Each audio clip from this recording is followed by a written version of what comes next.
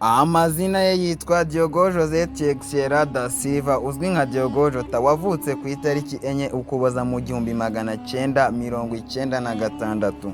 Yavukiye i Porto mu gihugu cya Portugal. Diogo Jota yari umukinnyi wakinaga nka rutahizamu, by'umwihariko aciye ku ruhande rw'ibumoso cyangwa agakina mu kibuga hagati.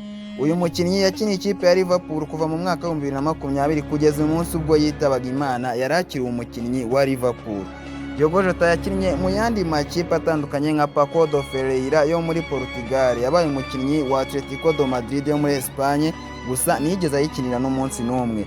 Yabaye umukinnyi wa FC Porto ndetse aba umukinnyi wa Wolverhampton Wanderers, ari nayo yavuyemo yerekeza mu ikipe ya Liverpool.